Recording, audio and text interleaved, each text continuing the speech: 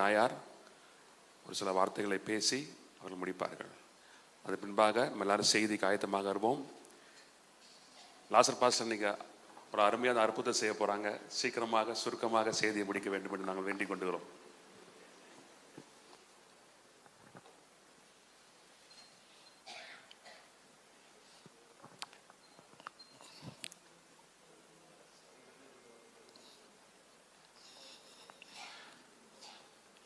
கர்த்தருடைய நாமத்திற்கு மகிமை உண்டாகட்டும்.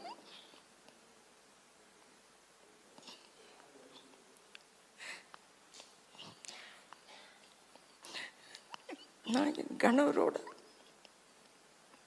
வாழ்ந்த வருஷங்கள் 45 வருஷங்கள்.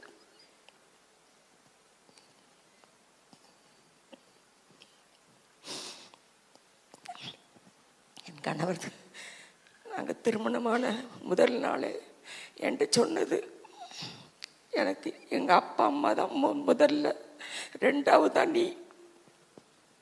நான் என் குடும்பத்தை ரொம்ப நேசிப்பேன், அதனால் நீ அதுக்கு ஒத்து வரணும் சொன்னாங்க. அதில் இருந்தாலும் அந்த குடும்பம் ரொம்ப சந்தோஷமான குடும்பம், எல்லோரும் இங்கே இருக்காங்க. அதனால நான் அவங்க முன்னால் சாட்சியாகவே சொல்ல முடியும். எல்லாம் நல்ல பிள்ளைகள், நல்ல குழந்தைமார், நல்ல சம்மந்திமார். அத்தை மாமாவும் நல்ல அத்தை மாமா, நல்ல பக்தியாக இருப்பாங்க. ஆனால் என் கணவர் எல்லாரை காட்டிலும் அவங்க அப்பா அம்மாவை ரொம்ப நேசிப்பாங்க. கர்த்தர் அத்தை நல்லா ஜெபிக்கிறதுனால அவங்க முறை கர்த்தர் பேசின வார்த்தைகளை ஒவ்வொரு நாளும் டைரியில் எழுதி வச்சு அதை சொல்லி விசுவாசமாக பேசுவாங்க. இந்த 45 வருஷத்துலேயும் ஒரு நாளும் நாங்கள் தனியாக அவங்க ஒரு இடத்துல நான் ஒரு இடத்துல இருந்ததில்லை. எப்பவும் ஒரே இடத்துல தான் இருப்போம். எங்கேயாவது ஊர்களுக்கு போனால் மாத்திரம்தான் நான் அவங்கள தனியாக பிரிஞ்சிருக்கேனே தவிர மற்றபடி நான் ஒரு நாளும் அவங்கள பிரிஞ்சதே கிடையாது. அவங்களுக்கு எல்லா விதத்திலையும் உதவியாக இருப்பேன். சம்மதிமார் கல்யாணம் இருக்கும்போதும் அவங்க என்னென்ன சொல்கிறாங்களோ நான் ஒன்றும் நோன்னு சொல்ல மாட்டேன், எல்லாத்தையும் மனம் வந்து செஞ்சேன். அத்தை மாமாவோட அவங்க இருக்க எங்கள் அத்தை என்னோட 26 வருஷம் இருந்தாங்க. அவங்களுக்கு செய்ய வேண்டிய கடமையை செய்ய கற்று உதவி செய்தார். எங்கள் மாமாவோட 33 வருஷம் இருந்தோம், அவங்களுக்கும் செய்ய உதவி செய்தார். கணவரோட 45 வருஷம் இருந்தேன், அவங்களுக்கும் செய்ய வேண்டிய கடமைகள் எல்லாம் செய்து முடிக்க கர்த்தனுக்கு உதவி செய்தார். அவங்க கையில் ஒரு பைசாவும் இருக்காது, ஆனாலும் அவங்க போடுற லிஸ்ட்டு பெரிய அளவாக இருக்கும். சபை கட்டும்போதும் எனக்கு தெரியும், ஒவ்வொரு நாளும் கடையில் உள்ள வியாபாரத்தில் 1000 ரூபா சேர்த்து வச்சுருப்பாங்க, தருவாங்க. அதை மாத்திரம் நான் எழுதி வைக்கணும். எழுதி வச்சுட்டு அந்த பணத்தை வச்சு தான் அந்த ஆலயத்தை கட்ட ஆரம்பித்தாங்க. மொத்த பணம் கிடையாது. வீடு கட்டும்போதும் அதே மாதிரி தான், ஒன்லி 10,000 ரூபா.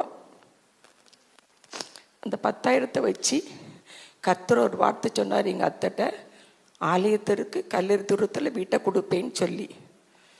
அந்த ஒரே விசுவாசத்தினால உடனே ஆரம்பிச்சிட்டாங்க.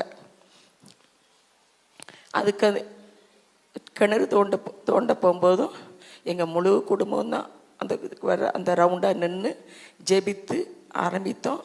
வீடும் கம்ப்ளீட் ஆகலை, ஆனாலும் கர்த்தர் சொல்லிட்டாருன்னு சொல்லி நாங்கள் அரைக்குறையாக தான் கட்டி கொஞ்சம் கொஞ்சமாக கட்டி முடிச்சு வந்தோம். ஆனாலும் அவங்க எதை குறித்தும் கவலைப்படவே மாட்டாங்க, தைரியமாக பேசுவாங்க, பயப்படவே மாட்டாங்க. கடைசி அப்படி பலவீனமாக அவங்க ஸ்ட்ரோக் வந்து கஷ்டப்படும் பொழுதும் சில நேரத்தில் கீழே விழுந்துருவாங்க.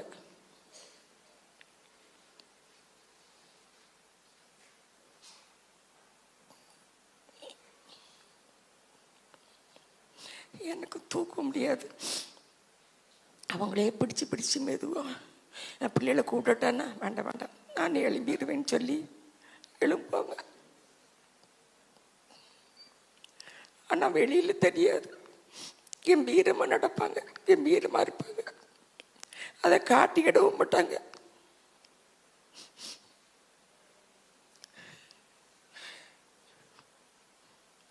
அவங்களுக்கு செய்ய வேண்டிய பணி டாக்டர் நர்ஸ் மாதிரி அவங்களுக்கு இன்சுலின் போடுறது, பிளட் சுகர் பார்க்கறது எல்லாம் பார்த்து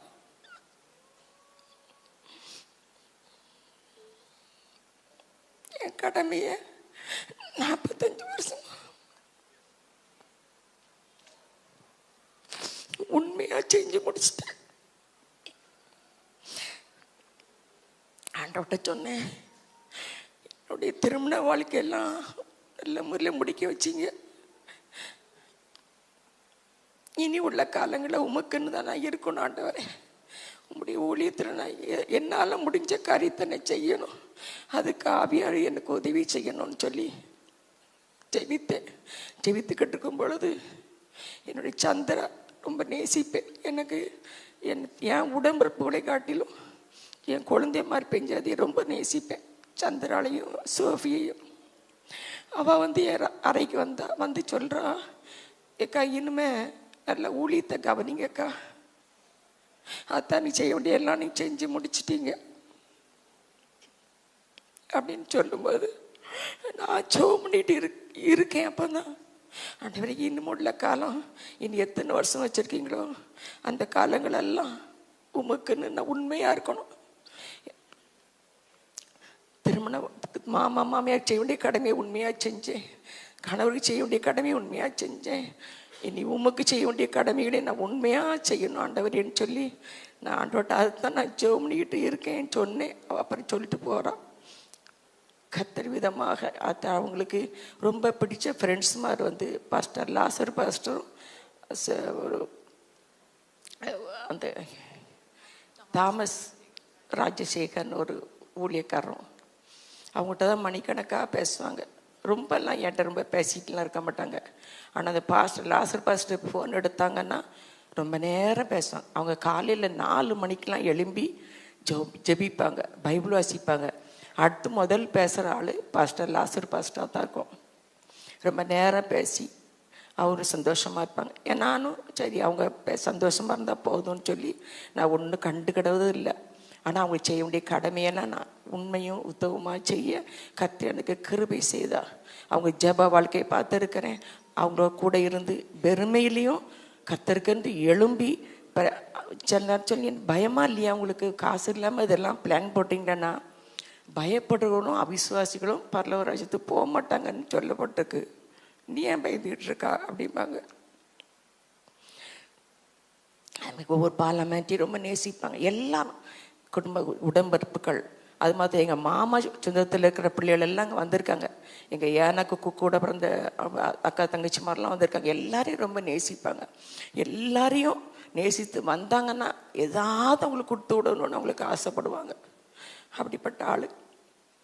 ஆனாலும் இந்த ஓட்டத்தை அவங்க கடைசியாக பார்த்தீங்கன்னா எனக்கு ஒரு ஆண்டவர் எனக்கு என்னன்னே தெரில மனசில் ஒரு சமாதானத்தை கொடுத்தாரு. ஒரு பயம், ஒரு திகிலே இல்லை. நான் அவ்வளோ நாளும் ரொம்ப அவங்களுக்கு விஷயத்தில் நிறையா கஷ்டப்பட்டிருக்கேன், சொல்ல முடியாது. ஆனாலும் அந்த கடைசி நேரத்தில் கர்த்தர் என்னை சாந்தப்படுத்தி அமைதிப்படுத்தி அந்த நேரத்தில் எனக்கு என்ன பக்கத்தில் போய் இருக்க முடியல, ஒன்றும் சொல்லலை. ஆனால் ஒரு செகண்டில் அவங்க அப்படியே கடந்து போயிட்டாங்க. ஆனாலும் அவங்களுடைய வாஞ்ச சபை ஊழியங்கள் அப்படின்னு சொல்லி ஆசைப்படுவாங்க. அதையும் நீ இந்த ஃபுல்பீட்லாம் நின்று கூட இஷ்டப்பட மாட்டாங்க. கீழே நின்று பேசணும் நீ. அப்படி ஒரு டிசிப்ளின் உண்டு அவங்கள்ட்ட.